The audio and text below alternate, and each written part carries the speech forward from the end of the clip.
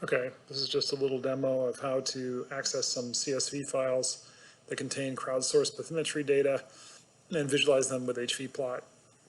So we're going to import a few packages here, fspec, pandas, hvplot, pandas, and intake.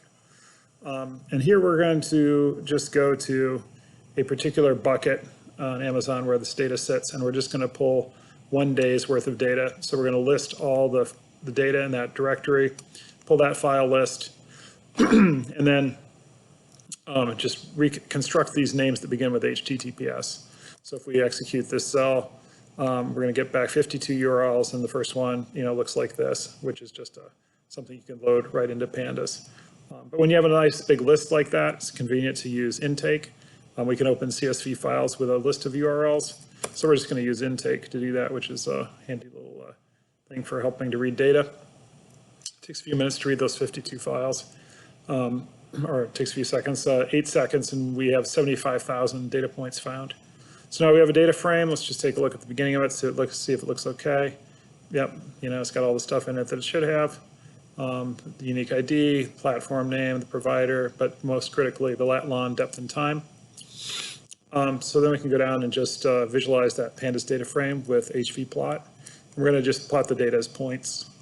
And we're going to say, tell it latitude and longitude and plot the color by depth. We're going to rasterize this so that it actually does the plotting on the back end instead of putting a bunch of dots into the browser. So we're going to have a frame width of 600 pixels, and it's just going to deliver us 600 by, say, 400 or so pixels back. And we're going to put in a tile service on top, and we're going to turn the hover tool off. So we just go ahead and execute that command. And this will just make a default plot by the, with the bounding box set by the extent of the data we have here, which is pretty broad, but, these little tools over here are handy. We can just go select over here and drill inside this data that we see in here. So Beta New Orleans, keep drilling in. We can see let's just keep on going. You can see the data keeps rescaling to the full extent of the data.